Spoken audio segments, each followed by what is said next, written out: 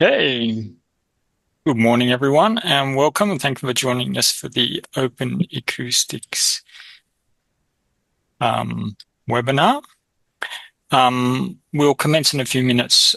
While we're waiting, we encourage you to check your microphone, take some time to set up your camera. Feel free to change your Zoom name by opening the participants window, hovering over your name and checking on the three dots. Then select rename. You're welcome to include your preferred name and organization if that's relevant.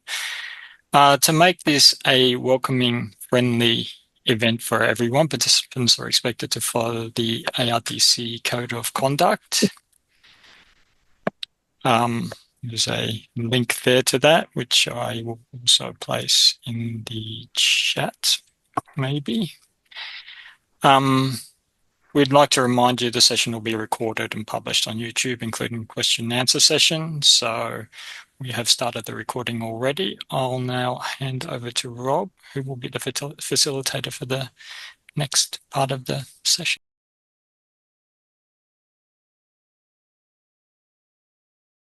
It's great that everybody's tuning in right before we go on holidays. So thank you for tuning in to everyone who's curious to learn about acoustics and owls. So we've got some great speakers today, which is awesome. I'm going to drop a link in the chat.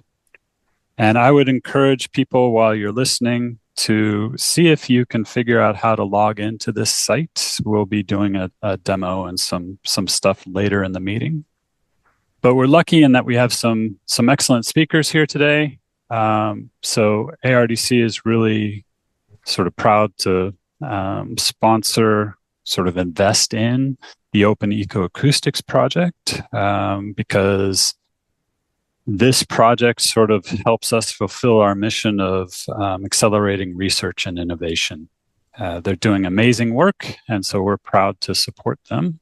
And we'll be kicking off the webinar, hearing from both, I think, Anthony and Phil, who kind of are the brains behind Open Ecoacoustics. And so without any further ado, we might just hand it over to Anthony and Phil, if he's around, to give us an overview of Open Ecoacoustics. Thank you, Rob. Yes, as Rob said, my name's Anthony. I'm the technical lead for the Open Ecoacoustics project. And today we're going to give you a little bit of an introduction to our platform and tell you what we do, why we do it, how you can do things too, and why it's relevant for this webinar. So, who are we and what do we do? We are Open Ecoacoustics. We have emerged from the QT Ecoacoustics research group.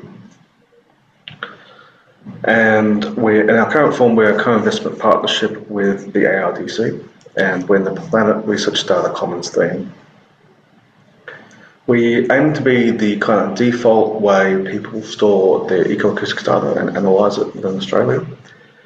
And there are other Planet RDC programs that work with other different types of data. So if you are interested in camera trap data, check out WildObs. It's another Planet RDC program.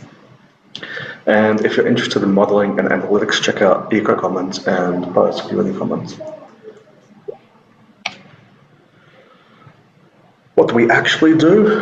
Well, we build software like the Acoustic Workbench, which is our data management platform. We build species recognizers, we build metadata tools for working with audio data, and we build graphical components for working with ecoacoustics data on websites. We also run that software, and we do that in a couple different services that we run. Ecosounds is a place where you can upload and share your own audio data. The ATO is a national fixed experiment where all the data is open source, but it doesn't accept contributions from other people. There's about 300 years of open source data on the ATO that's publicly accessible from right around Australia. And Call Detective is our citizen science initiative. We also do training and community development. So we run workshops, we write documentation, and we participate in webinars like this one. On our training materials, they're all on our website. They're all open source and they're community editable. So if you want to learn about something that you don't know how to do, check out our resources. If there's something there that is not covered, or you have something that you want to be covered as well, you can contribute. If you're not sure how, reach out and we'll help you add the material to the website. We're mainly going to talk about our data management platform today, and that powers Ecosounds and the A2O. So it's a website, it's designed to manage ecoacoustic data, and it's open to the public. Ecosounds in particular is where you can upload your data. When you create a project, you own the data and you control access to the data. So you can have private projects or public ones, and you can give individual users access to your project. You can, of course, upload data and download it and share it with other people. And you can import, create, and verify annotations. So that's labeled sections of an audio recording, typically where fauna are vocalizing. So you label a bird call, that's an annotation. And you can run a bunch of analyses automatically on the platform. For those that are more technically minded, we have an API. So if our website doesn't do what you need it to do, there's a fair chance that you can use the API to do something new and interesting. If that sounds like a problem you have, come talk to us and we'd love to help you with that. The software itself is generic and open source, as per our name. And it is a data management platform, so it's kind of ideal for an ecologist or a data officer or someone managing data. So we want our platform for storing audio data to be the national platform for ecoacoustics, the default choice. And we have some work to do to get there, but one of the ways we want to achieve that goal is making sure we have an end-to-end workflow for processing and working with ecoacoustic data. Before we talk about the workflows that we do have, I was just going to give you kind of a broad overview of our project, a little bit of an idea of the scope of it. We have data from right around the world, actually, in about 6,000 locations, and we've just topped a petabyte of audio data. That's about 700 years of data recording continuously, and we've got 9 million or so annotations, and 42,000 of which are verified. And that's a number that we're going to try and increase with those verifications. So if you do decide you want to share or host data with us, the first step in the workflow is to create a project. So anyone can create a project. You can choose the permissions for that project, private, public, and you can choose the licensing. Once you create a project, you can organize it into regions, areas, and those regions have sites or points, you can, depending on the terminology you like to use, and those are where there are sensors on the ground. We have a remote upload tool, and it fully supports you uploading your own data from your own site. You don't have to send it to us, but Australia's got some classically bad internet, so we still regularly accept hard drives and SD cards that people ship to us. Our upload tool, though, supports terabytes of data at a time, thousands and thousands of files, and it works with standard transfer software called SFTP. One of the really nice things about our upload process is that it can validate and fix common problems with audio data that you upload. Like it will detect duplicates and won't let you upload them, it won't let you upload overlaps, and it can even fix common problems that sensors have when they produce audio files, so it can repair data too. After it's uploaded, generally you want to analyze it. So this is a system we've been building over the last 2 or 3 years. We're very lucky to be hosted at an institution that has a very powerful cluster, a supercomputer. So we have 2,000 kind of computers we can kind of tap for their resources. And at the moment, we're mainly focusing on running BirdNet and Perch embeddings, as well as various recognizers, including the BirdNet classifier and different custom recognizers. The analysis system is designed to be automated, and one of the cool things that happen is when you upload your data, it can be scheduled to be analyzed, and that's great. Now, my colleague Phil, who's in charge of building recognizers here at Ecoacoustics, is going to talk now about how we build custom recognizers as part of this analysis workflow. So, as Anne mentioned, the analysis part of this greater workflow has lately been focused a lot on building call recognizers and running those call recognizers. And I've been using embeddings, Perch embeddings, BirdNet embeddings to do this. And I've we've built a platform which has evolved over the last couple of years to do that. And this platform is now sort of being formed into a way that ecologists can use it directly. So without having to go through or ask someone else to build the recognizer to build it themselves. And it uses Ecosounds via the API, but it's not part of Ecosounds. So there's two main parts to it. There's a platform for building the recognizer, and then that interacts with Ecosounds pulling annotations. So there's, as in short segments of audio that are labeled with your species of interest, like or call type, pulls audio so that you can see spectrograms and verify detections within the recognizer building tool, and most importantly, pulls these Perch or BirdNet embeddings, and I'm going to get into what those are exactly in a couple of slides. Then that platform outputs a small file, a call recognizer that's just a JSON file, and that can then be run on a separate tool, again interacting with Ecosounds via the API, pulling these embeddings, hundreds of thousands of files, of audio files, of embeddings if needed. And then the detections are then ingested back into the Ecosounds database, again via the API. Next slide. What that looks like in a little bit more detail. So this platform for building the recognizer uses something called agile modeling, which is kind of like an active learning, the machine learning workflow.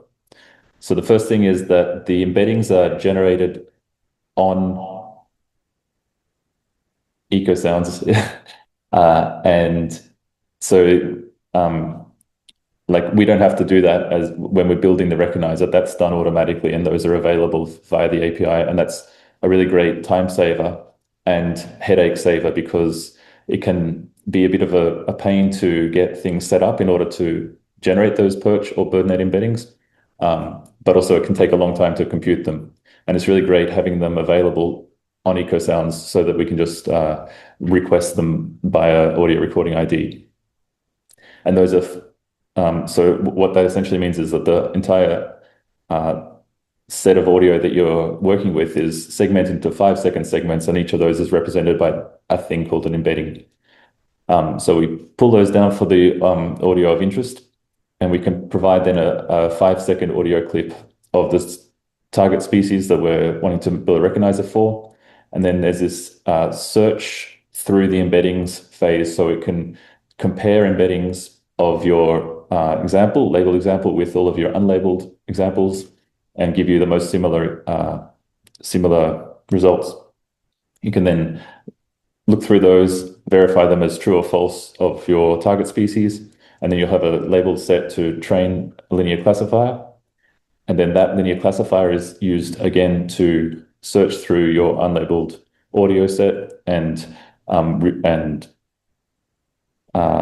verify those and refine the classifier little by little. And this cycle of searching, verifying, training is active learning or agile modeling. We also pull the annotations that are already on Ecosounds via the API to add to the training examples. And then at the end, the whole thing is is available as a classifier, and it's a really small, because it's a linear classifier, it's a very small artifact. It's just a text file, a couple of kilobytes, and that's what's produced. Next slide. So the all of this has been talking a lot about embeddings. So I'll very quickly go over what that actually means in case it's an unfamiliar term to you. So Perch is a big convolutional neural network that's been trained on lots and lots of audio data. It's produced by Google DeepMind. BirdNet is another famous one. Again, convolutional neural network trained on lots and lots and lots of examples, millions of examples. And these transform via this neural network raw audio into a much smaller representation. So 5-second segment of audio is reduced to just a list of between 1 and 2,000 numbers long, and those things are called embeddings. And the way that it's trained, it's trained such that these embeddings can be compared with each other. A distance between them can be meaningful, and things that are close together in that embedding space are likely to be similar call types. So those can be thought about as coordinates in a high-dimensional space, which is hard to visualize, but it's sort of similar to coordinates on a two-dimensional space, i.e. like a map. So the picture that you can see here is sort of a map of where these embeddings fall. So the job of the embedding is to position things on a map so that similar things are near each other. And when you have labels for some of those things, the classifier can find a line that it can draw between the different classes, so that then when you have a new example, you can place it somewhere on that map, and based on where it is in relation to the line that your classifier's positioned in that map, you can assign a class or a label to it. So that's what embeddings are in a nutshell. Next slide. So that's what I've spoken about so far is sort of the concept, the general concept of how the workflow works in a diagram, but what does it actually look like when you're using it? So we have a user interface where you can add input all of the parameters and choices that you can make. You can explore the data within the embeddings, two-dimensional projection of the embedding space, which is what is shown here on this slide. Can verify things. So it doesn't use you don't need to do any coding or anything like that. All of the actual coding has been sort of hidden behind this user interface, but this is still just a Python package that you can install and run, which can still be a bit of a challenge. So we do offer it as a hosted Jupyter in a hosted Jupyter environment. So it's not public, as in it's not available for anyone to go to and just sign up to. We sort of have to set it up for you at this stage, but that's something that we can do so that you can use this platform to then start running your recognizers. Next slide. So the second part was to run the recognizer over all of the unlabeled data. And once you do that, you might get thousands, tens of thousands, hundreds of thousands of detections. And most people want to look through at least some of them and verify them and label them as true detections or false positives. Ecosounds has a really, really good interface for doing this, where grids of spectrograms can be viewed many at a time. And depending on sort of how many true and false positives and the difficulty of you visually recognizing whether it's true or false positive, you can get through these verification tasks very, very fast using this high throughput user interface. For example, we've had some examples where 2,000 or 3,000 detections have been verified within an hour or two, sitting and just clicking through because of the keyboard shortcuts, because it's been set up for using quickly. And then once that's done, you've got some verified detections, and you probably want to see statistics about them, aggregate them in certain ways. So I'll hand back over to Anthony for explaining the next part, which is the reporting. Thanks, Phil. Yeah, so we expect most scientists are going to want to download annotation data, observations themselves, and formulate it into some kind of complex analysis. But there are many people who don't want to do that. So one of the things we've been building this year are the concept of reports. And these are basic overviews of the data that we have in the Ecosounds for your project. So these are a summary of where your data is, what's been analysed, and what species have been detected with what verification rates. And we expect these reports to be useful for things like land managers or project managers that really don't want to do that much advanced analysis themselves. One of the other reports we're building right now, this is kind of a beta we should have released next year, is just a map that shows where events are and when they've been detected. So this is just fake data. Don't worry, there's no yellow belly gliders being kept inside that block at QUT. But it just shows you where events are, at what sites, the counts, and the different scores for the detections. This kind of interactive map is going to be really useful for just kind of exposing what is there and what isn't. You can apply filters, look at the results, and see the different spectrograms associated with each of them. Just a really nice way to see and validate visually where your data is. So this will be coming next year.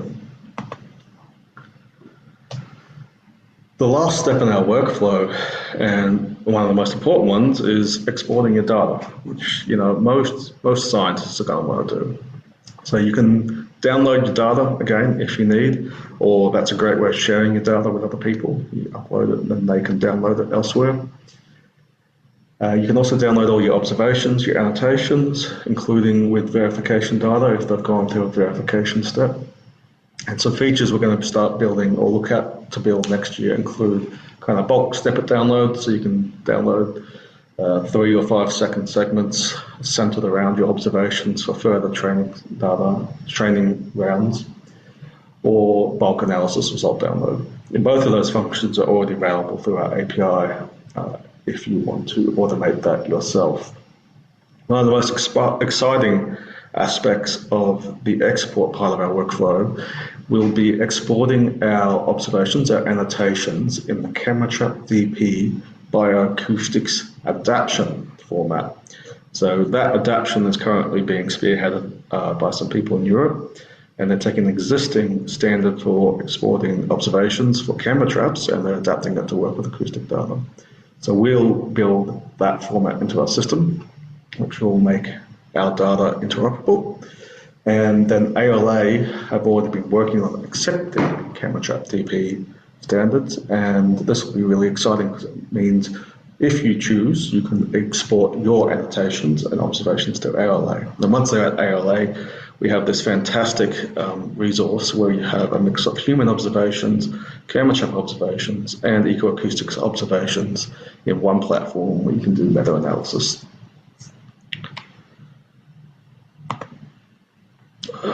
Sorry. Another thing we're doing at the moment is what we call microsites, and this is a spoiler for what Rob's going to talk about later. But the simple tagline here is if you have a lot of data with a lot of annotations and you need some verifications and you have a group of citizen experts or scientists or an engaged group of users, and you want them to help you verify what has been detected from a recognizer, then talk to us and we might be able to build you a microsite for your project. The idea is they're very simple 2-page website designed for engagement. We've got more work coming up, and these are important features that will help make our platform a great data management platform for ecoacoustics. So things like persistent identifiers, so you get like a DOI for your data when you upload it, augmented integration for automatic citation generation and metrics, AAF integration for like one-click login, and an alternate upload mechanism that works just via a web browser. So our government users don't have to install any additional software to do transfers. That's all we have for today. We're happy to answer questions either now or later. But I think the thing I really want to do is encourage you to reach out. If you think you could use any part of our platform, or you have data that you want to upload or just store somewhere or share, reach out to us and we can probably accommodate to you. So thank you very much for listening, and we're happy to answer any questions we have now. Thanks, Anthony. So I think we might just keep the ball rolling. So we've got a couple of people that are monitoring questions in the chat, and I do see a couple of questions. I think we'll just circle back to them during the Q&A period towards the tail end of the webinar, and we'll have more of an informal discussion. But thank you for that. I think we will now press on to hear from BirdLife. So it's awesome that Open Ecoacoustics is partnering with BirdLife, because acoustics is going to transform the way we do bird monitoring in this country. And so it's wonderful that we have this partnership building, and we're lucky today in that we have Christina, who has recently joined BirdLife. You might know her from palm cockatoo work or other work that she's done, but a really good research scientist for a number of years. And Andrew is somebody I love to go out in the field with, also from BirdLife, and just sort of, he is a wealth of knowledge. He knows more about the natural history of this country than almost anybody I've ever hung out with. So two really wonderful speakers. And with that, I'm going to hand it over to Christina to get us started on an overview of BirdLife and the Urban Birds Project. Thanks, Christina. Awesome. Thanks so much. Have we got audio and visual? No problems? Yes, looking good. Wonderful. Thanks so much for the invitation. We're equally as excited to partner with you guys and appreciate the invitation today. What I'll do is I'll spend a few minutes talking about BirdLife in general, and specifically the Urban Birds program, because that's the one program that I'm coordinating with BirdLife. As Rob said, I'm new to BirdLife, started 2 months ago. And then I will hand it over to Andrew to talk about the specific ecoacoustics aspect with the Powerful Owl project. So, BirdLife just in general. Ooh, we're going to have to move that around. Or is that working? Yeah, no, that was okay. So, BirdLife, we've been operating, I mean, I haven't been alive this long, obviously, but for 120 years. So we're Australia's largest bird organisation, and there's been a amalgamation of a few different bird organisations that have combined to make BirdLife Australia. So it's a pretty well-respected organisation. I think we might be around 150 staff if you include the part-time staff. We've got a lot of supporters, hundreds of thousands, and there's a lot of local branches as well. So we stick to science, but also passion. So there's a lot of campaign action and media and social engagement on social media as well. And in general, we're committed to protecting Australia's native birds and their habitats. So keeping common birds common, but also helping threatened species as well. So the Urban Bird Program, I'll just briefly point out that we want cities to be a haven for birds. So Australia has 10% of the world's bird population, but unfortunately birds are in trouble. We've got 1 in 6 that are threatened with extinction, and 30% of birds that are threatened spend a great deal of time in cities. And so a lot of people think cities aren't really a space for wildlife, but if we can't accommodate and coexist with wildlife in this space, then we're probably sending them into extinction. And a lot of people can do, based on their actions at their very home, their property, or even in their businesses, can really, their actions determine whether birds are helped or hindered. So we want to promote a hands-on culture of monitoring on-ground conservation. So you've heard of probably the Aussie bird count, so we sort of lead that, but also research on birds. So, and we have a conservation action plan framework to sort of do this work. Has said some of the research, there's been some PhDs, and we do some co-supervising as well. And some of the research has come out showing that there's just this homogenization of the urban landscape. Your bully birds, noisy miners, your butcher birds are really starting to take hold. And it's that middle strata of vegetation that's largely to blame, people like lawns and trees. So it really matters. And it matters not just for birds, what we do, but also for humans. There's a few decades of research that have come out to show how the nature dose is critical to our mental well-being. And especially with all the anxiety that's so common in modern day society, you know, the hyper-competitive nature of the world, the highly concrete urbanized aspects of it, we actually evolve with nature. And so bringing birds back, even birdsong, listening to a wide variety of bird songs is been shown to have a really relaxing, restorative effect, helps you focus, these sorts of things. So yeah, it sort of sells itself. And we know there's a lot of issues with birds. So with nocturnal birds, you know, we'll go into the Powerful Owl Project a little bit. Birds of prey, so rodenticides getting into rats and then becoming toxic time bombs. So that's a real issue, particularly with second generation anticoagulant rodenticides. Losing hollows is an issue. Grassland birds, habitat destruction. So there's a lot of effort that we need to put in to sort of reverse some of these threats.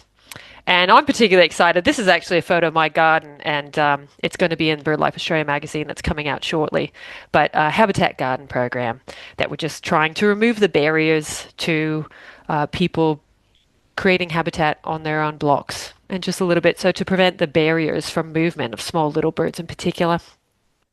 In a former life, I coordinated the Powerful Owl Project, and then the Powerful Owl Project got an upgrade, and Andrew came along and has been doing it for the years since then.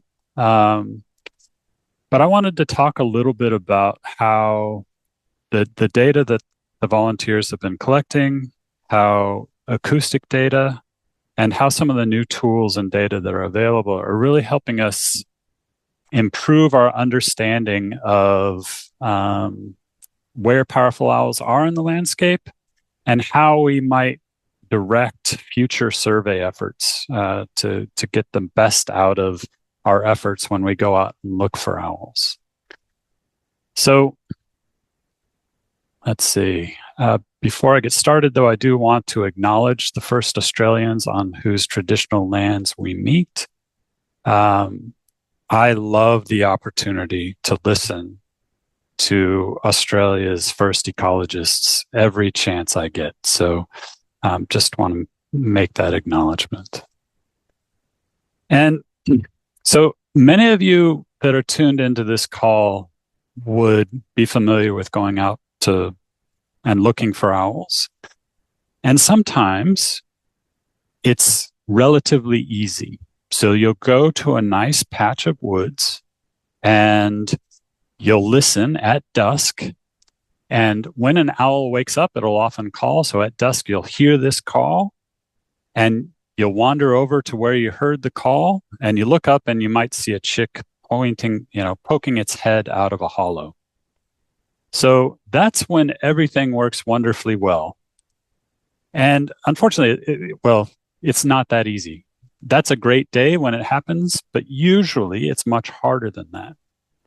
So I want to take you to a picture of something we used to call impossible forest, but known as Cornubia forest by others. So it's a relatively small patch of forest in southeast Queensland, and it's only a few square kilometers. And I would say probably maybe volunteers would have spent maybe 20 volunteers all up, spent hundreds of hours across the course of 1 year trying to figure out what these owls were doing. And the reason we kept going back was because every time we would go, the male would call or the female would call, but they'd be in different locations. Like they were a really chatty couple. They liked to talk to each other.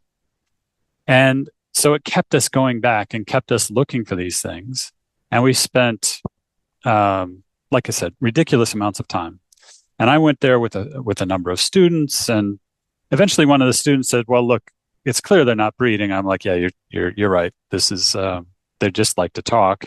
But let's go ahead and deploy some acoustic monitors in this forest. We'll put 8 up, and we'll put them near the hollows where we think the owls are calling, and we'll just see if these sensors that we're deploying, how good are they at detecting the owls? Because this is a really talkative pair, we'll get a lot of data. So we deployed some sensors, we collected the sensors, and then those data sat on a hard drive on my bookshelf for about 5 years.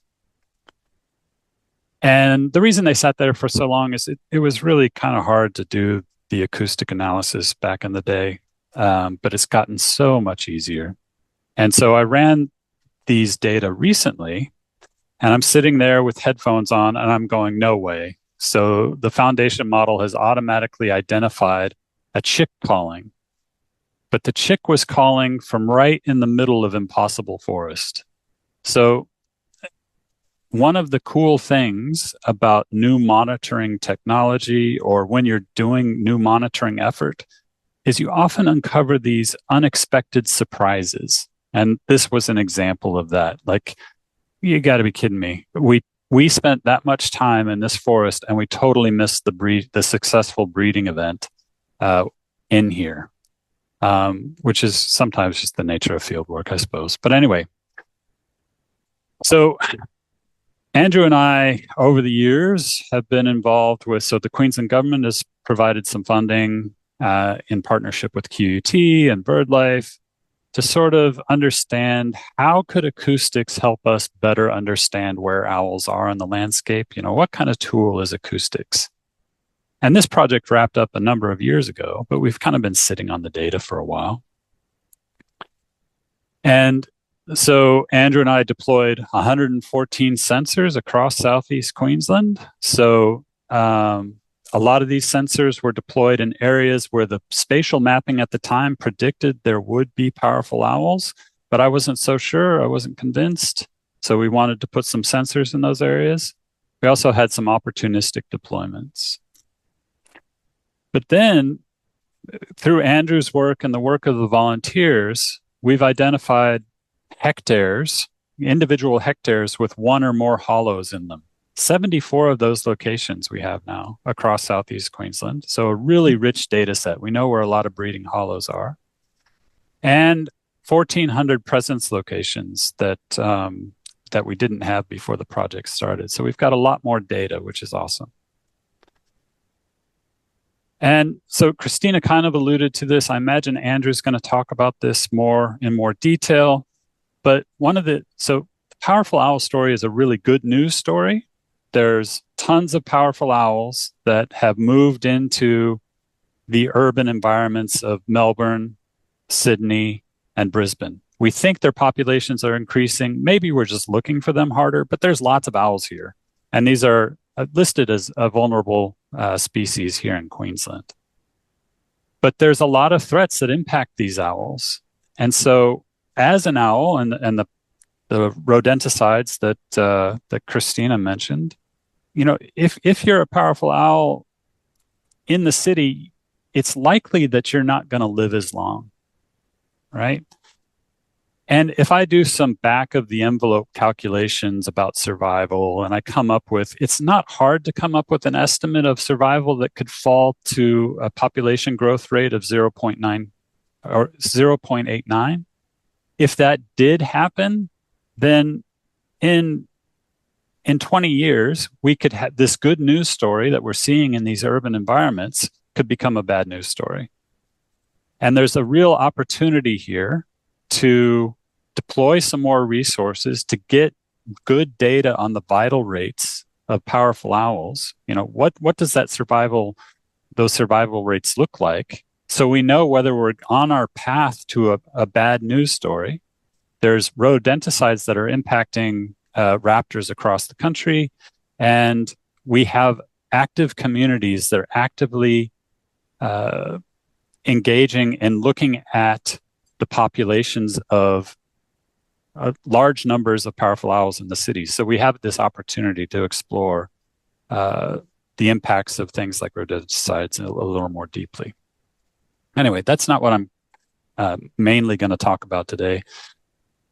Primarily, I'm focused on these two questions. So where would we send volunteers to find new hollows?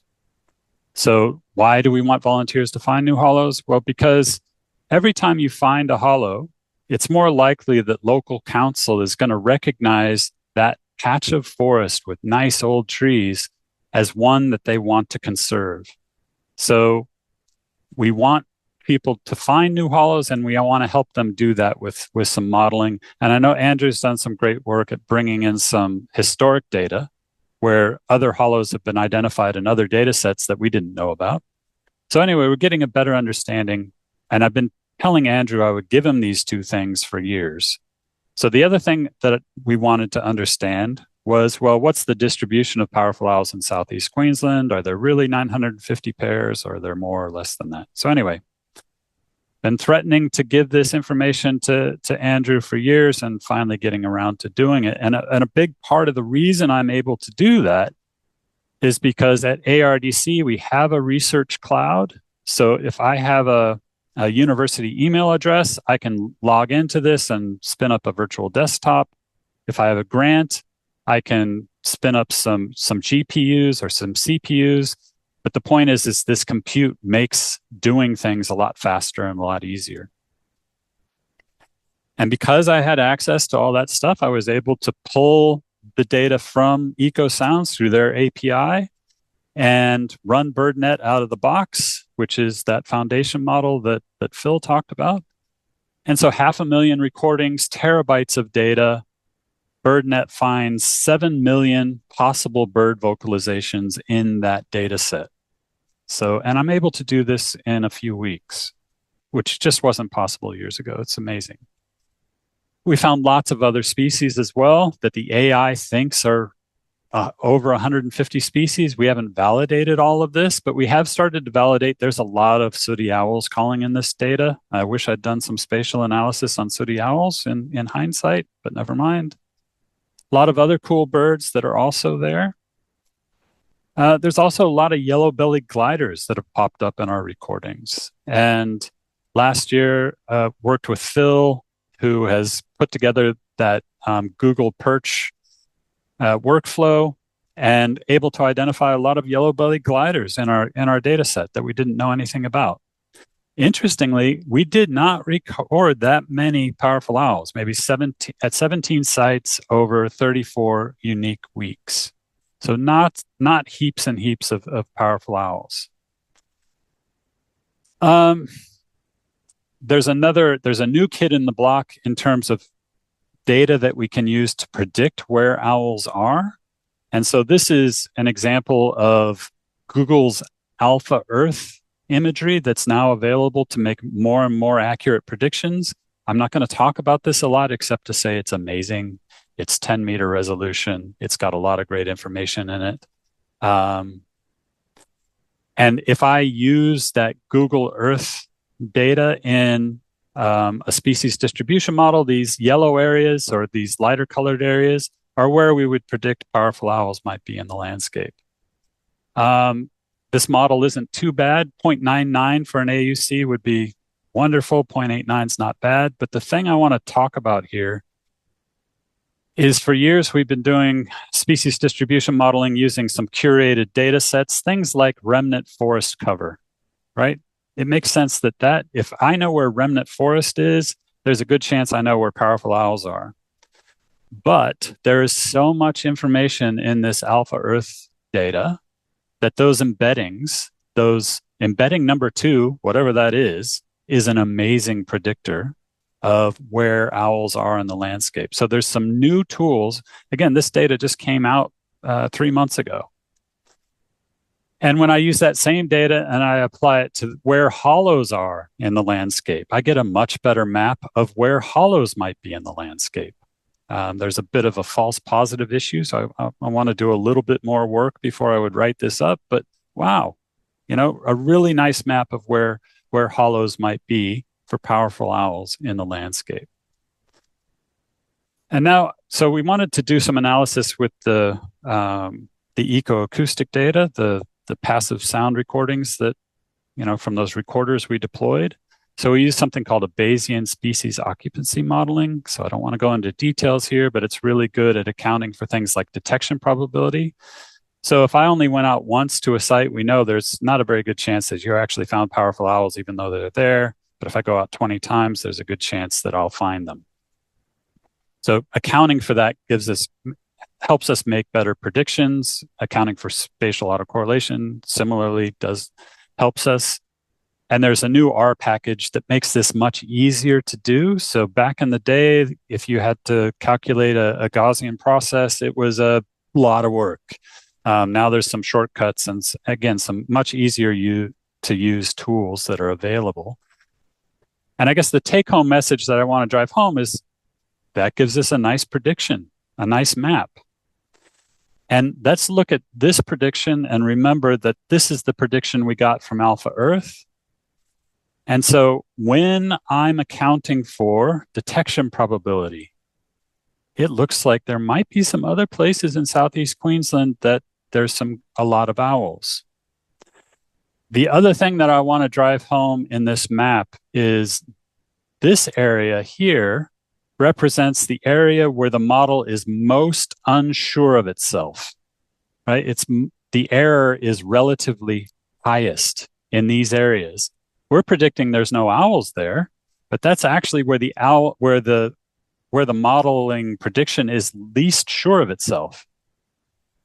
In this case, we're using a coefficient of variation of the posterior prediction to do this, but there's all kinds of ways that you could do this. And for some reason, when we report species distribution modeling results, we don't usually report where are we less sure and where are we more sure of those predictions. And that's something you can do. So I hope people do it more. Anyway, the other thing that also comes out of these models is you get an understanding of how detection changes over time. So not surprisingly, it's easier to detect, for those who know powerful owls, not surprising, it's easier to detect owls in March and August. And that's the kind of thing that comes out of these models. It's relatively easy once we have that prediction of where we think hollows are. Well, where are the 100 places, the top 100 places that I could send people to find and would have the highest chance of finding a powerful owl hollow? Well, these are those top 100 locations ranked from 1 most likely to 100. Well, it's still a chance you might find one there, right? Those kinds of things are easier and easier to do. The other thing that we can do is we can optimize. So if I wanted to improve my model, where would I deploy sensors going forward? Where would be the best place to get the most improvement for my model? So I'm going to optimize the product of these two things, the model uncertainty and where we have done hardly any bird surveys. And I'm going to put some constraints and I'm going to stratify by high and low suitability. And spatial optimization, again, is something that's becoming easier and easier to do. And it tells me that, well, in these areas and in these areas, I can rank these again from 1 to 120. So the top site to go deploy a sensor would be here.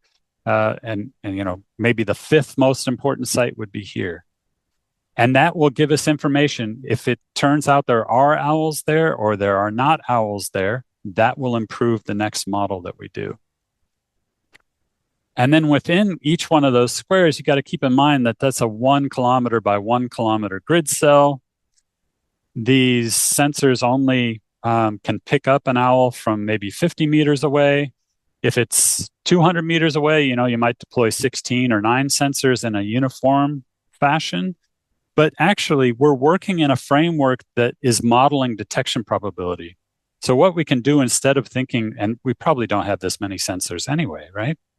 But because we understand detection probability, we might understand that actually if we just put one sensor in the middle here and leave it there for a year on 24/7, we have a 90% chance of picking up an owl that's going to call eventually in that 1 kilometer cell.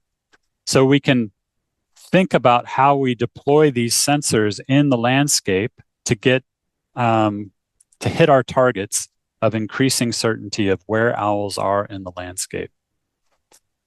So just to wrap up kind of quickly, it's important that we improve our understanding of vital rates in raptors, especially with this emerging problem with rodenticides.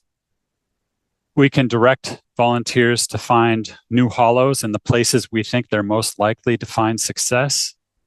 We can come up with ways to deploy sensors to give us better models across the broader landscape of how many birds are in Southeast Queensland.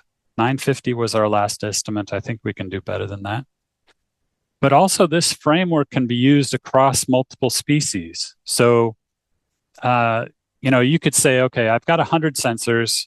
I want to deploy them in the places where I'm going to get the most information for 20 threatened birds and 20 indicator birds, and kind of follow the same framework and get a result. So before I wrap up, I just want to highlight that the ARDC is an organization where we are trying to make researchers' lives easier. And we're a part of a whole bunch of organizations that are trying to do that, supported by the National Research Infrastructure for Australia. The ARDC also invests in other projects that are useful for ecologists, so spatial data and spatial modeling and Ecocommons, risk modeling and spatially explicit population models and biosecurity commons. WildObs is actually the camera stuff. Nectar, again, is research cloud, so you can run analyses on bigger data sets. There's been a lot of people over the years who have made this possible. And so thanks for listening. And that's all I have. Thanks, Rob. I'll start my my presentation, but probably vary it a fair bit based on what the amazing stuff Rob's just told us, and how our project relates to that, and how what he's just told us relates to our project. So I'll try and get this thing to go. All right. So the powerful hours, as Rob said, it's an excellent.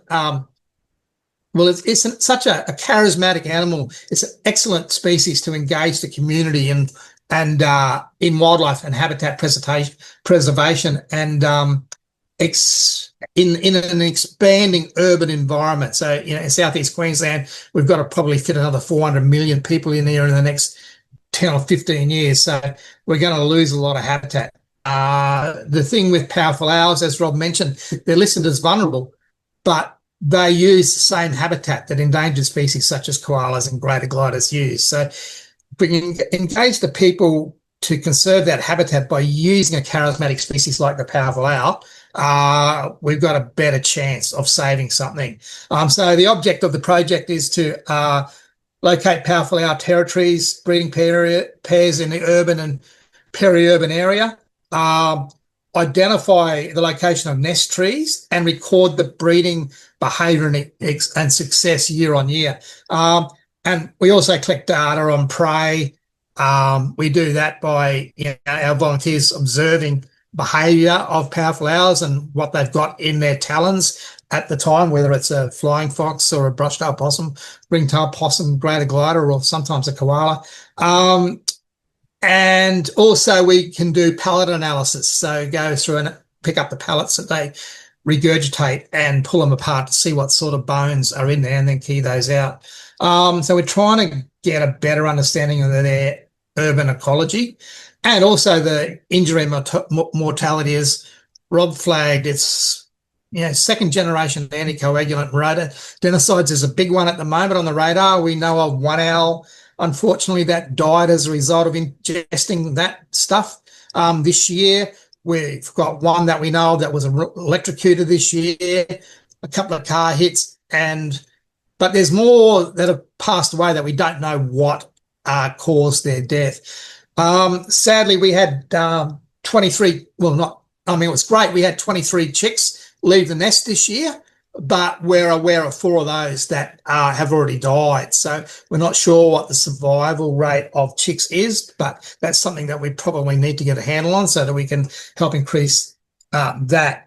We share we use that data to inform the local on-ground actions. We share it with councils, other stakeholders, so that they can be aware of where the critical habitat features for powerful owls are and reduce the impacts that their management actions might have on that, whether it be approving a development, putting in infrastructure, maintaining infrastructure. We try to flag the risks that those decisions will have on powerful owls and their key habitat features. We engage with them when with 3 councils are quite happy to engage with us when they're doing their hazard reduction burning of their bushland areas, so that we can let them know where the nest trees are. We suggest steps that they take to mitigate the impact of a hazard reduction burn on those key habitat features, and it's quite encouraging the response we get back from them and the enthusiasm that they have for protecting those hollow-bearing trees. And I reckon the charisma that the powerful owl has is part of the reason in getting that staff enthusiasm. Might go to the next one, Christina. So what we try to do is train our citizen science to conduct surveys, how we can safely, ethically, and effectively survey for powerful owls. Obviously, we have ethics approval. The acoustic monitoring is a way that we do reduce the impact, but our scientists, our citizen scientists, are trained to spend the absolute minimum time necessary observing a powerful owl to get the data we need, and also go to the site as fewer times as needed to get that data through the breeding season. So we try to model and understand the characteristics of nest sites in urban areas. So how far they at nest sites and roost sites. So how far away from a decent riparian corridor and creek line do they nest? How far do they nest from urban boundaries, from roads, that sort of stuff, and also where they roost. We are getting a good handle on the nest sites where the nest trees are, but we also want to try and identify the areas where they go to in the non-nesting period. So it seems to us that they have a strong site affinity with an area that they spend the summer, whether it's cooler or whether it's got more prey. They might have depleted the prey in the area around the nest tree during the nesting season, but we want to try and get an idea of where those are. And once again, the acoustic monitoring will help with that, but powerful owls don't generally call as much during that non-breeding period as what they are during the breeding period. But we are going to use acoustic monitors and place them along riparian corridors so we can try and track where they go.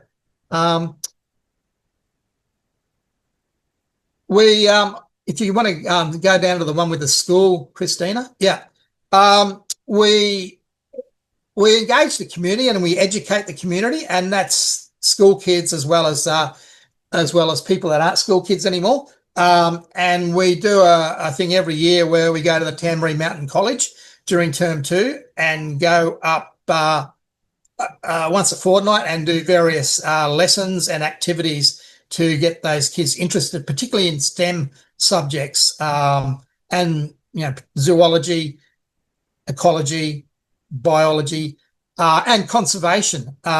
So they get we sort of get them doing information on adaptations that powerful owls have, predator-prey relationships, and at the end of the term they have to do a project and showcase one or two of the topics that we've focused on during the term. We get the O'Reilly's Birds of Prey to come up to the school and bring a powerful owl and a couple of other raptors so that the kids can get up close and see them in the feathers. And it's a pretty brilliant thing. Next one, please, Christina.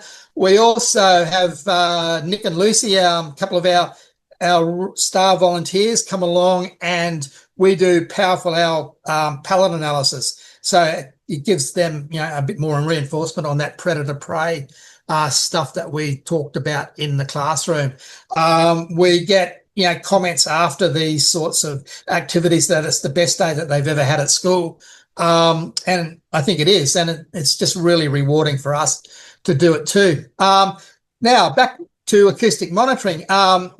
We do surveys where we go out and listen and use binoculars, but kids also, each kid gets a chance, if they want to deploy an audio moth in their backyard for a week or two. Most years we get 1 or 2 recordings of powerful owls in areas that we hadn't recorded them before. We'll go to the next one, Christina. Yep. So we won't spend too much time about the fact that we deploy acoustic monitors, because everyone knows we do based on what Rob has told you. So we'll go to the next one. That's just the BirdNet analyzer that we use. My slides are a little bit different to yours. So I'll talk about the drawbacks. The benefits for us, as Rob explained, is you can put them in remote areas. And we've got a map somewhere that in a slideshow, Christina, that shows, that one there. And you can see it. I don't know whether Christina knows where Carbrook is, but you've got the blue outline, which is the Logan local government area, pretty well at the north of that LGA boundary. That's where those audio moths at Carbrook were deployed. Now, I didn't know that Rob had that experience some years ago.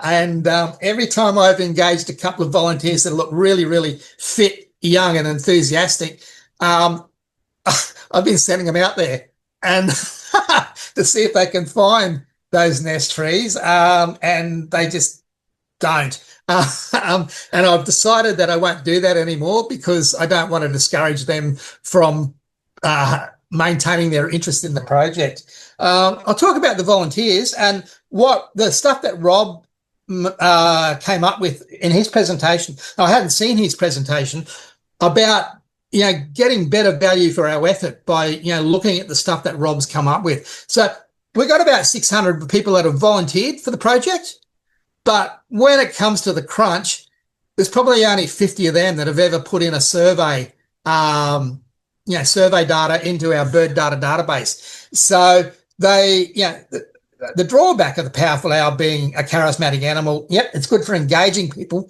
but once they see one, they've ticked the box and you never see them again.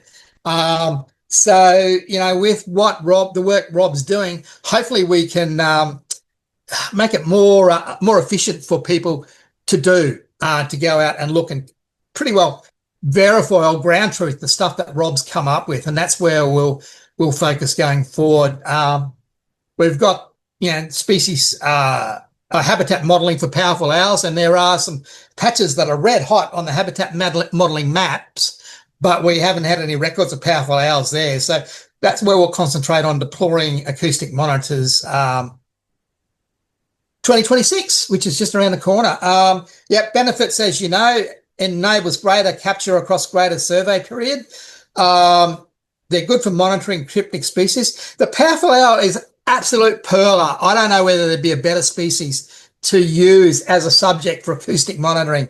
They generally call at night, when only other things that are calling are nocturnal birds and hoons in cars and on motorbikes, and get the odd bellowing koala.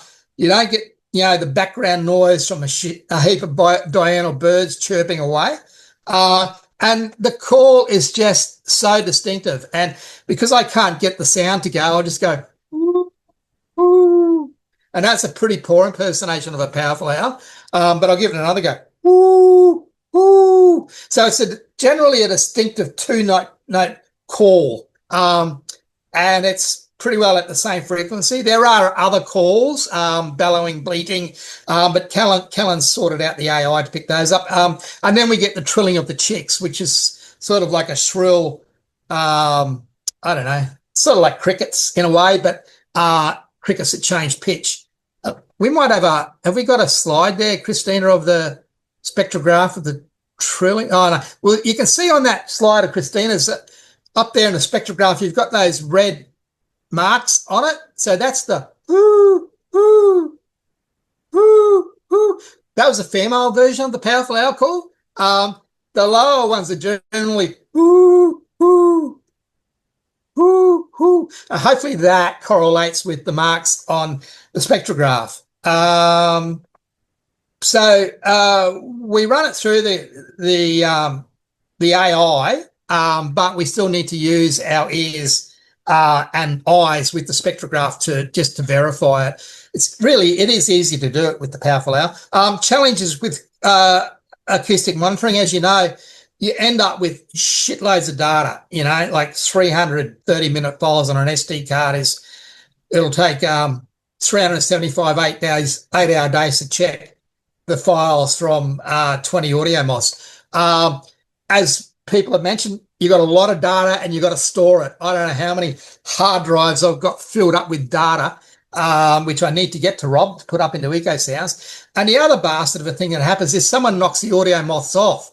So the problem with that is, you've lost an expensive bit of an equipment with the battery, but the biggest problem with it is you've lost the data.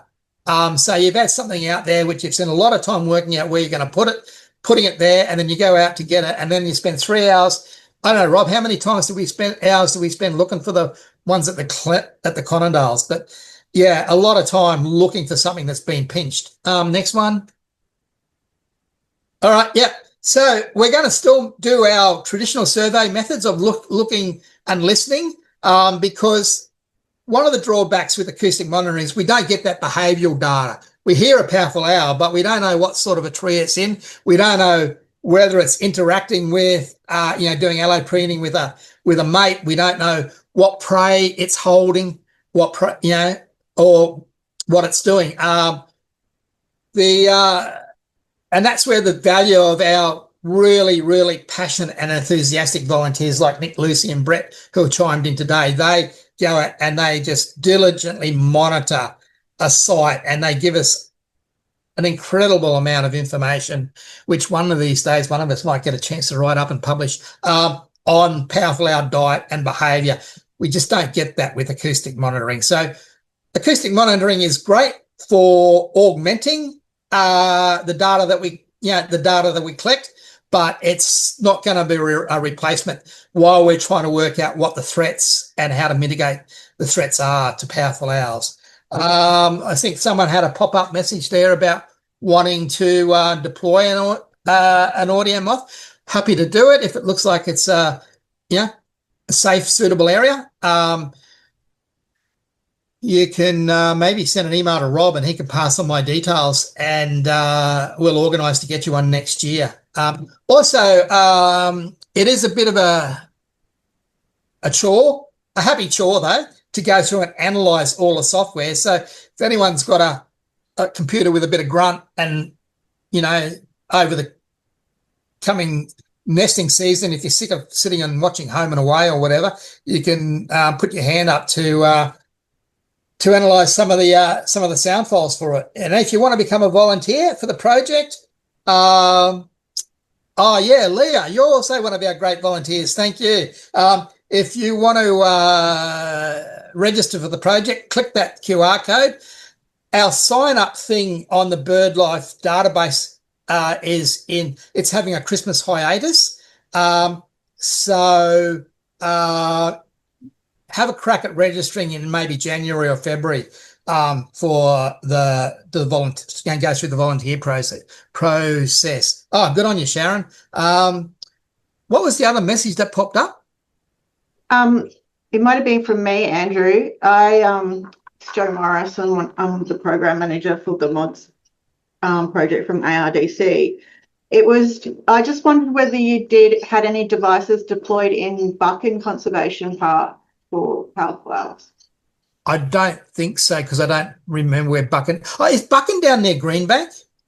No, it's near Bar Scrub, Logan Village. Yeah, okay.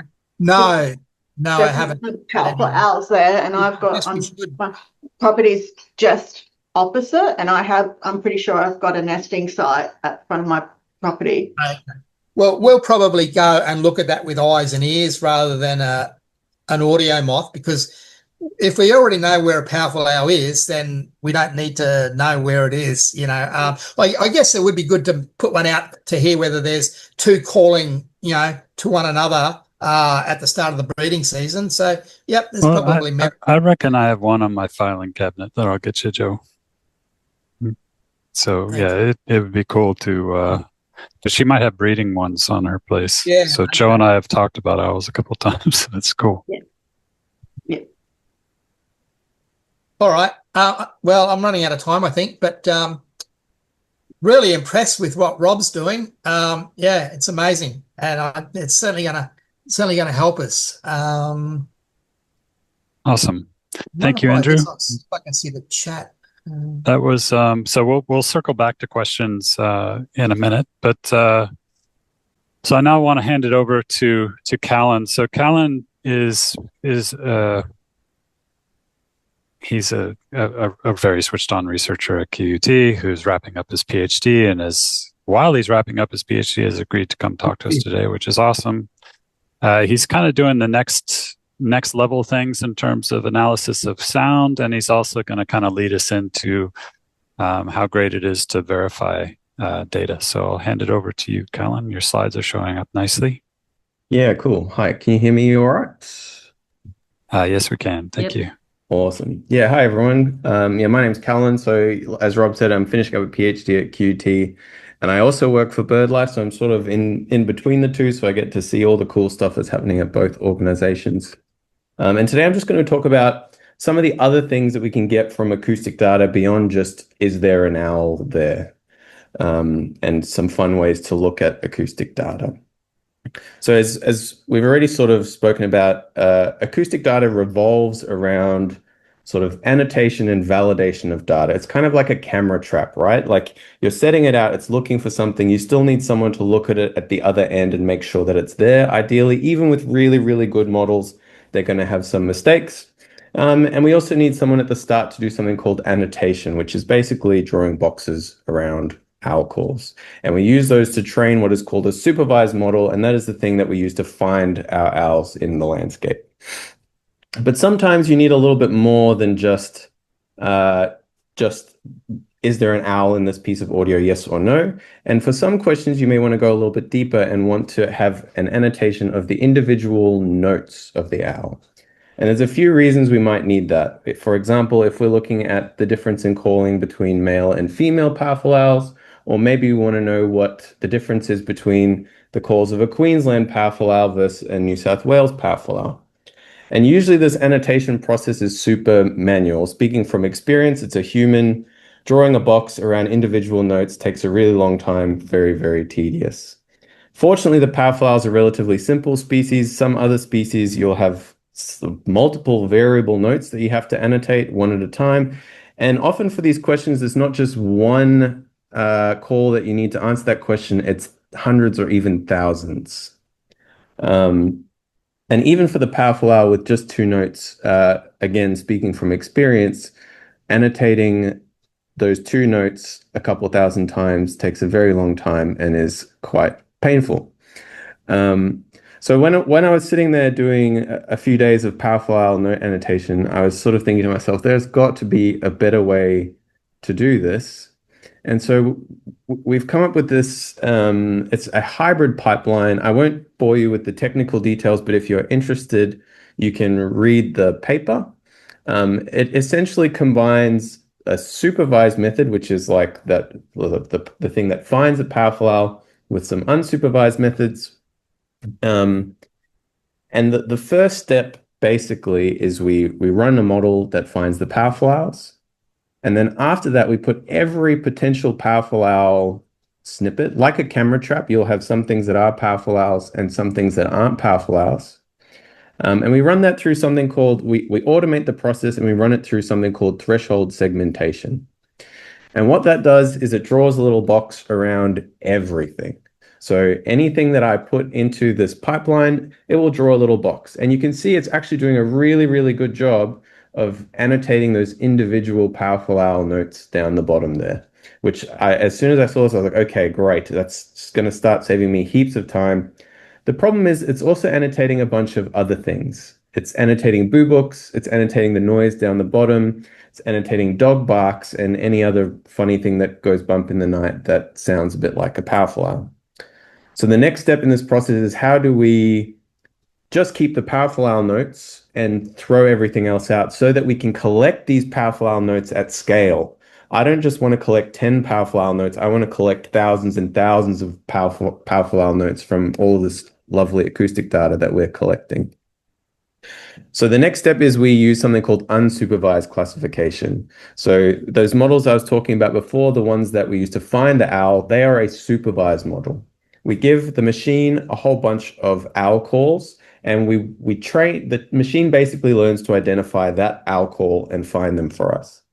In an unsupervised model, you throw the machine everything, and it classifies or finds patterns for you. And it usually does that by grouping things by similarity. So in plots like these, whenever you see one little dot, it is one sound. And the closer a dot is to another dot, the more similar those sounds are. So in a nutshell, what we do is for every single thing that our pipeline has drawn a box around, and there are thousands and thousands and thousands and thousands of those little boxes, we calculate something called an acoustic feature, which is, it's something unlike an embedding, it's something that humans can understand. It's things like frequency, pitch, duration, slope of the note. And what we're clustering, or what we're putting our unsupervised model to work on, is those acoustic features for each little square that's been drawn. And the cool thing that happens is that all of the powerful owl notes get thrown into their own little clusters, and that's the clusters that are circled in red here. So those 3 clusters are pretty much all powerful owl individual notes, and the dark green is, I'm not sure if you can see my mouse, but the dark green next to it is mostly boo-books, and you'll know that's a fairly similar call to our powerful owls. And pretty much everything else, everything in the other clusters is nonsense. It's dogs, it's noise, it's rain, and we can just toss that out. And what we're left with is what I find very useful is those individual note annotations that we can use to answer questions. And the bottom line is we fed about 3,000 hours of recordings into the pipeline, and we were left with about 10,000 individual note annotations, of which 93% of them were correctly annotated. So then we've got all of these cool note annotations that we can use to answer questions. This process also does a really good job of throwing out false positives, actually, if your model is not working so well. But if you want to understand more about that, yeah, go have a read of the paper. I won't spend too much time on it. But what next? So we've got all those individual annotations. So now we can start looking at some questions. And with powerful owl, one of the tricky questions is actually male versus female calling.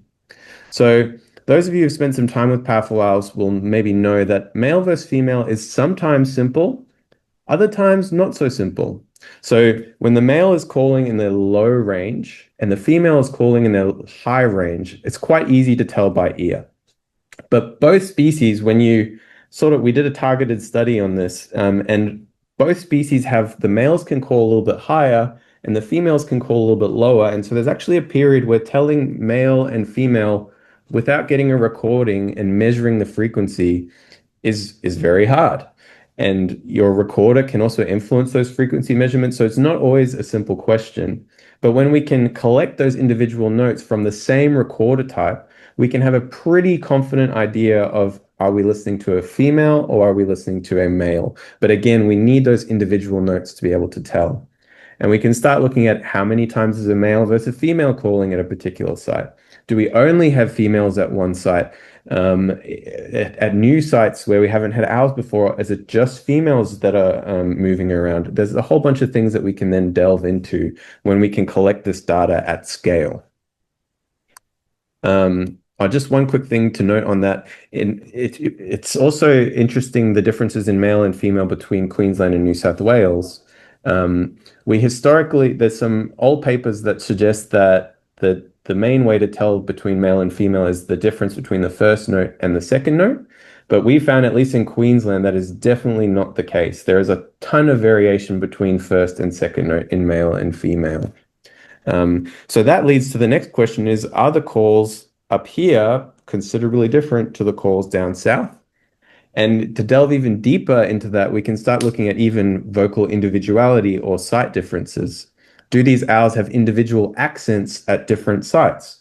So once we've thrown out all the rubbish from that initial cluster process, we're left with those powerful owl notes, and we can cluster them again. And what we're finding is that there are certain sites where the owls sound quite different to other sites. That could be vocal individuality. It could be age related. We don't know at this stage. We're still looking into it, but there's definitely something going on there. And the powerful owl has quite a complex repertoire, so we can look at multiple call types. They bleat, they squeal, they have this one noise that sounds like a frog. And you would think that the powerful owl would be relatively easy to detect. And in sometimes it is, if it's just a female calling on a nice quiet night, sure. But we pick up a lot more females, again, probably because they sit in that higher frequency. And even the really, really good models tend to have quite a lot of false positives, and there'll be some calls hiding in the sort of that you just don't pick up. So we need more data to improve these models, basically from a wide area, sort of across the powerful owls range, because we have this thing in machine learning called domain shift. Whereas if our model is trained only on calls up in Queensland, which is where we've collected the majority of our data, if we went and deployed recorders out in New South Wales, our model may not work as well. I'm running out of time, so I won't talk about this too much, but all the embedding chat that we've had today. So embeddings are really cool in the acoustic data world as well. Unlike acoustic features, a human cannot understand what an embedding is. It's like a string of numbers that we cannot interpret.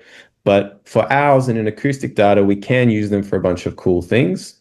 For example, at a site, we could see how many times a particular vocalization is being repeated, and we can look at all of the vocalizations at once. So we could see how many times a chick is calling, how many times they bleat, how many times they do a single note call. This is actually a more complicated example from a more complicated species, the eastern bristlebird. But it shows how we can use embeddings to sort of look at how many times a particular call is being repeated at a site and how that might differ to other sites. So again, won't dive into too much detail, but there's some cool stuff that we can do with the full powerful owl repertoire going forward. Feel free to send me an email if you're interested in that. And finally, my final thoughts are basically a human in the loop is incredibly useful within the acoustic detection pipeline, and we only have so many humans that are available to do this sort of work. But the more humans that we have and the more validated data through platforms like Ecosounds, the more robust we can make our models and the more questions we can start to answer and the more owls we can ultimately find. So I would encourage you, put out a sound recorder, help us with the validation, and hopefully we can start answering some cool questions. Thank you. Awesome, Callan. You're setting some new benchmarks for us to aim at in terms of acoustics, so it's really cool. And good luck with the PhD. I'm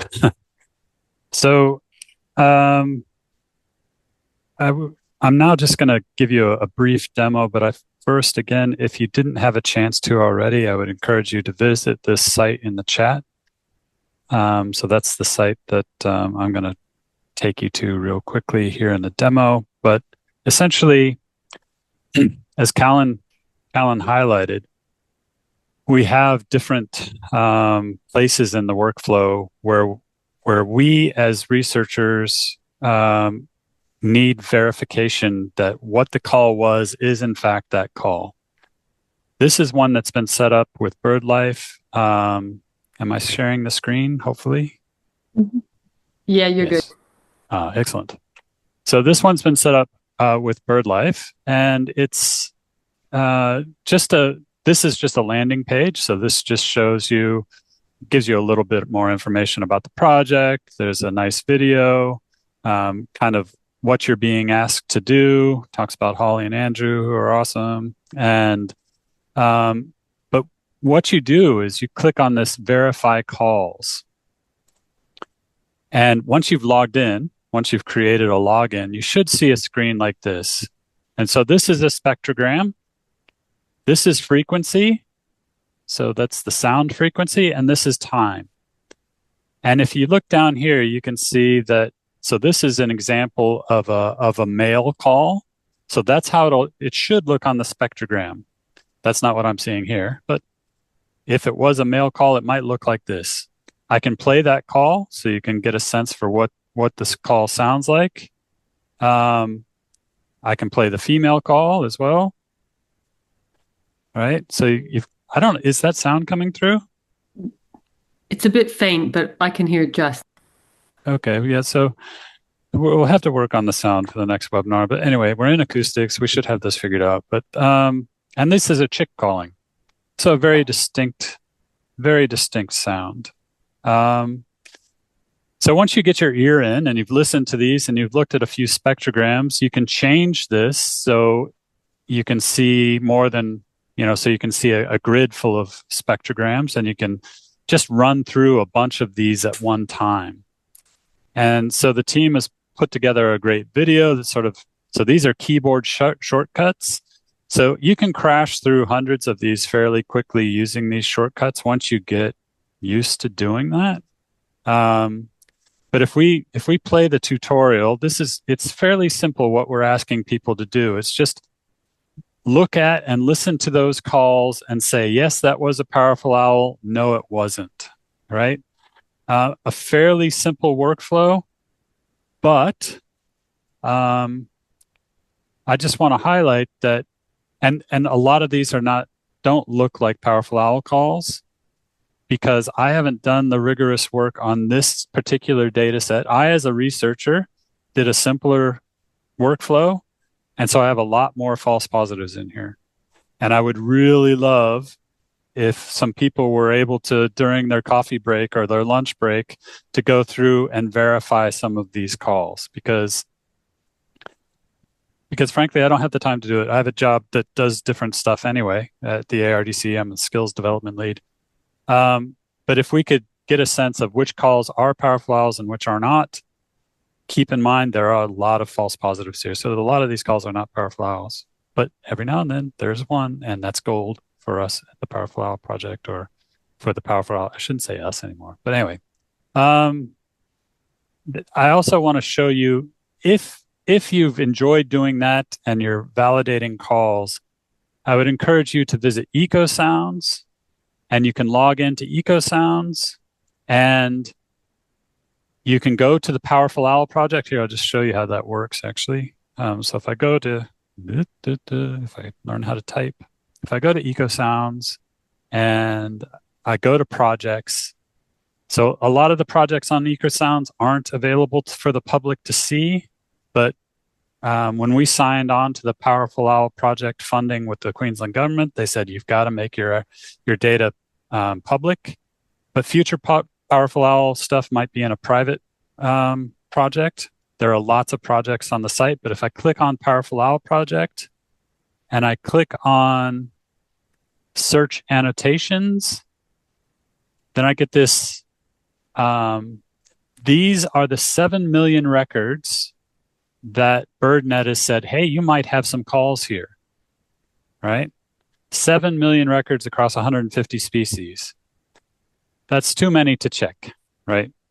But if I type in marbled frogmouth here and I select sort descending, that means, so BirdNet out of the box gives you a score for each thing that it's identified. A score of 1 is perfect. The AI is confident, maybe overconfident, but it's confident. If it gives it a score of 0.1, it's not very confident at all. So if I go score descending, then I get a list of these are marbled frogmouth calls. And if I play this one, this is a marbled frogmouth. Has a really cool call. So if you haven't heard one, do this and you can hear it. And then you can verify. So if you hit this verify this list button, and I say, yes, I am listening to marbled frogmouth,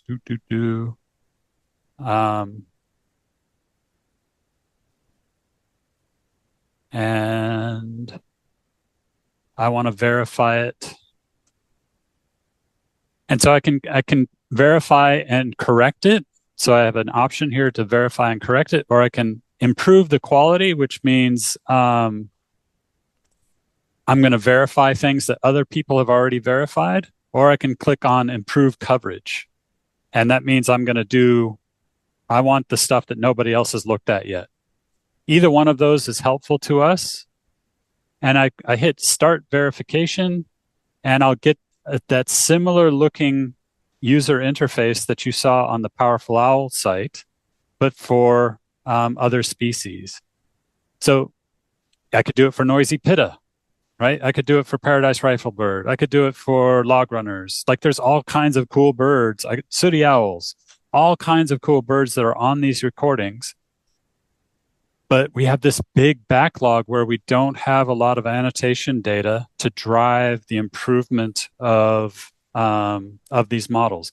And all of these, that is definitely a noisy pitta. If you're in Sydney, I don't know if you get noisy pittas there, but they're common as chups up here in Queensland when you get into the rainforest country. So that's just something I wanted to take you through. So this is the verification UI for, these are marbled frog mouths. It looks like, just eyeballing it, looks like most of them are actually marbled frog mouths. I'm not sure about this first one. But then you just click, so you select them. And if you hold shift, you can select a lot of them and say true or false. And so while you're grabbing a coffee or while you're watching Netflix, I don't know, doing this at scale, there's 7 million records. I am not going to get through them. But the more of them we get through and we get annotated, the better. So that's all I wanted to cover for the demo. So I'll start sharing my screen and let's see where, boy, I tell you. So one quick question there, Rob, for you. Are there any species you'd like people to focus on? Look, so Powerful Owl to start.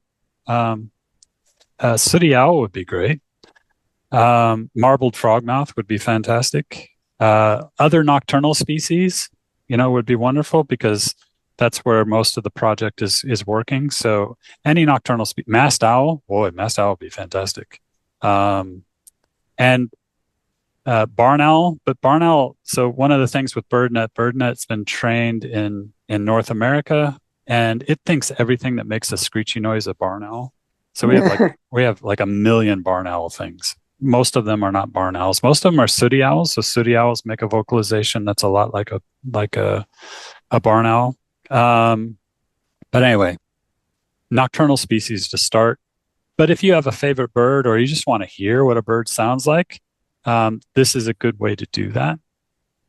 And before we open up to questions, I'm going to try and share this in the chat. We'll see if it works. See if these links come through. So Adeline, who's on the skills development team as well, has put together these 3 explainers. And the question we have for you guys is, okay, so is the brief demo that I've given and this verification site, do you want more information than that? And so these 3 explainers are links to documents that are laying out a little bit more in-depth information. If you're like, hey, you know what? If you look at those and you say, look, I don't really need that information. I'm just happy to do it on a coffee break and it's pretty straightforward. Let us know, because we won't worry too much about it. But if you're like, oh, I'd like to know more about this, or I'd like to know about more about that, please let us know, because we're trying to scale verification work across the country, not just for powerful owls, but for all kinds of species across the country. And we're really curious what people who are kind of new to this would like to know, in addition to just yes or no, that was a powerful owl. So I think that's everything that I had to formally cover. I think we might now turn it over to questions, and I would encourage everybody, hopefully you can unmute yourselves and ask a question, or you can lock it in a chat. But before we do that, I might check in with Nick and Lucy to see if there were any outstanding questions from the chat that they want to circle back to. I think we've mostly covered everything. Okay, well, that's good. Did anyone have some questions that have popped up that you're curious about to learn a bit more about, or do you want to understand more about what's on Ecosounds and what you can do there? There's maybe a couple of questions that weren't answered that I picked up. Maybe they were verbally. One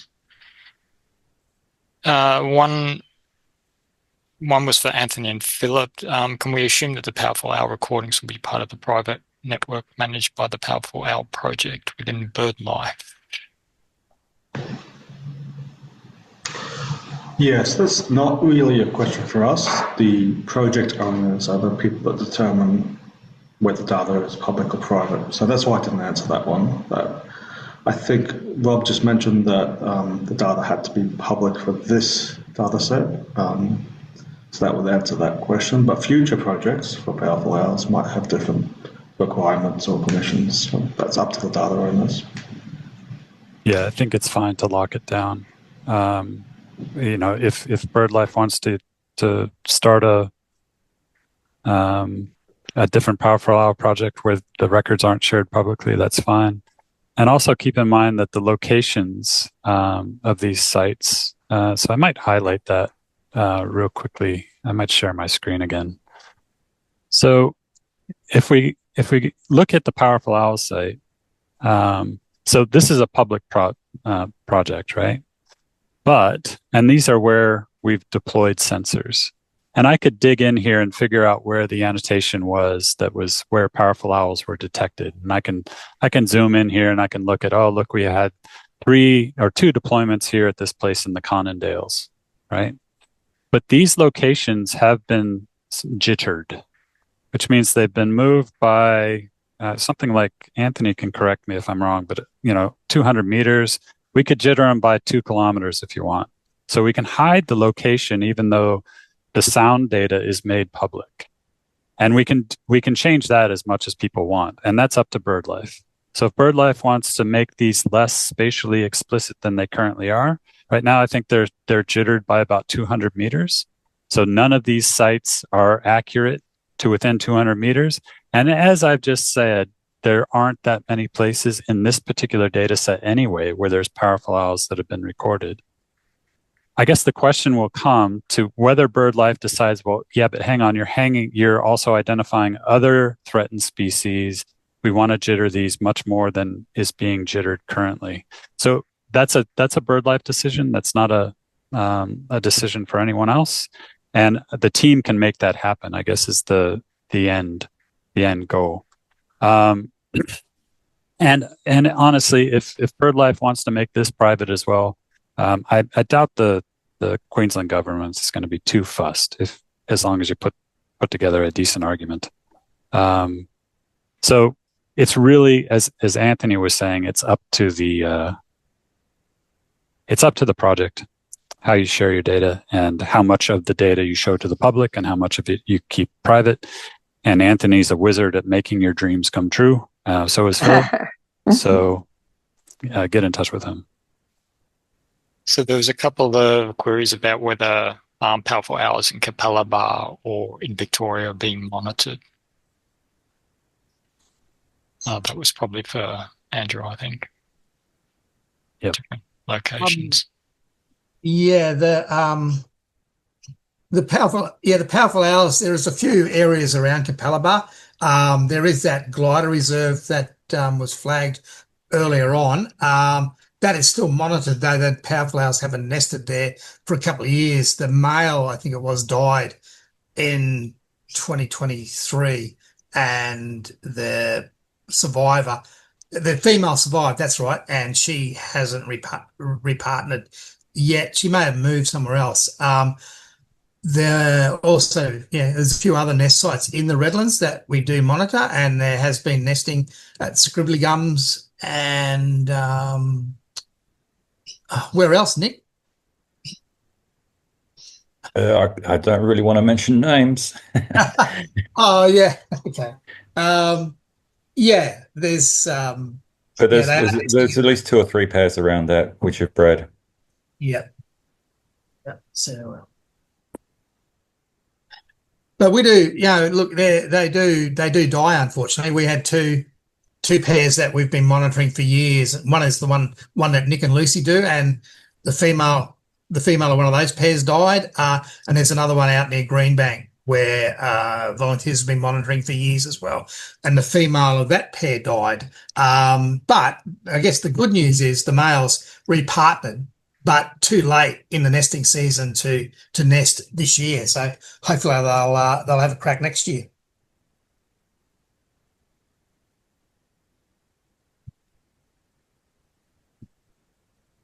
I see one of the questions that came through in the chat, just how much does an audio moth cost? And Callan's got the latest on that, which is about $140. So it is relatively cheap to get into this, but I think you can also buy a much better a sensor that's going to cost thousands of dollars. So then it will detect sound much more clearly and from much greater distances away.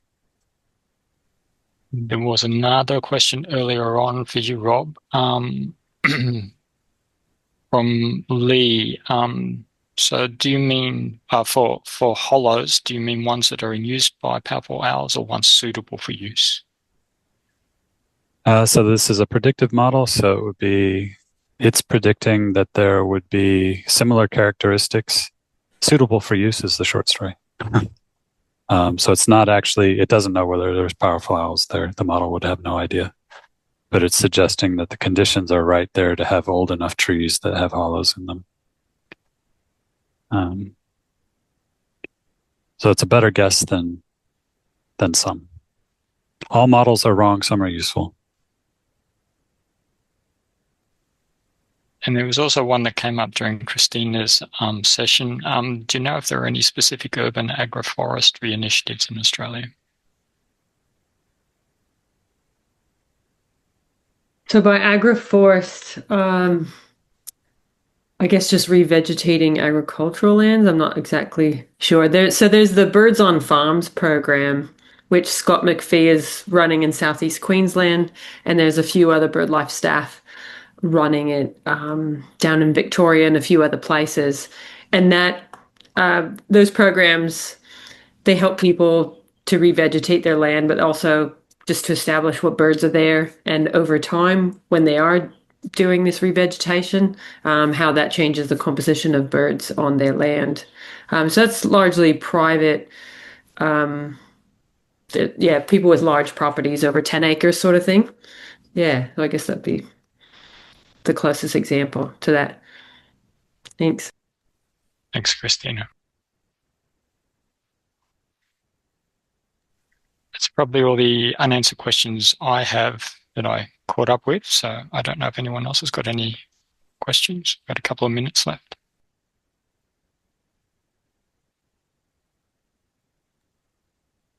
Maybe it's worth saying that a few people have said that they've seen powerful owls near their house. And Andrew's email is in the chat there, and he'd absolutely love to hear from you. So if you've got a sighting, please submit it to him, and he'll be very happy with you. Awesome. So I think, and there's some other links in the chat to the Urban Birds program and other things that are happening. And again, the Powerful Owl project is the BirdLife. So it's up to BirdLife to decide whether this is public or private. Just to reiterate that is not my decision. That is BirdLife decision. And the team can work to make that happen.